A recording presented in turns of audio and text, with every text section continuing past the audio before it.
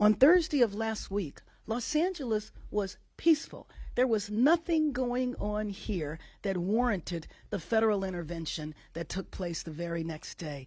If we want to look at the cause of what is happening here, I take it back to raids that took place on Friday and the uncertainty and the fear and the fact that families across the city are terrified that they don't know if they should go to work, they don't know if they should go to school. When the administration started, they said that this was about crime. They were going to go after violent felons, drug dealers, and I don't know how that matches with the scenes that we saw of people in Home Depot running through the parking lot because they were afraid that they were going to get arrested. You are talking about people who are trying to survive day by day, which is what a day laborer is doing, and why they would be considered as part of a problem as opposed to contributing to our economy is very difficult for me to understand. But the real solution of all of this is for the administration to stop the raids. And you just think about the disruption to families and the disruption to our local economy. You might have a mother who goes to work in someone's home doing child care or taking care of the household, a father who is the gardener or doing landscaping, people who are working in factories, and people without documents who are running small businesses, contributing to our economy in every step of the way. It's a sense of intimidation and fear that is just so unnecessary and so corrosive to our city. People have asked me, what are the Marines going to do when they get here? That's a good question. I have no idea.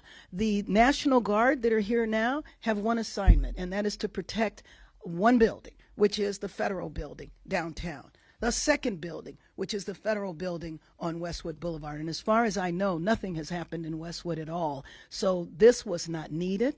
The idea that the administration would usurp the authority of our state government, take it away from our governor, Gavin Newsom.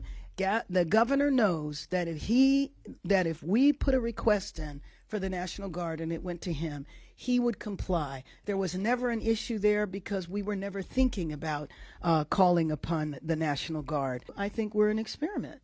Because if you can do this to the nation's second largest city, maybe the administration is hoping that this will be a signal to everybody everywhere to fear them. That your federal government that historically has protected you can come in and take over. I want to tell him to stop the raids.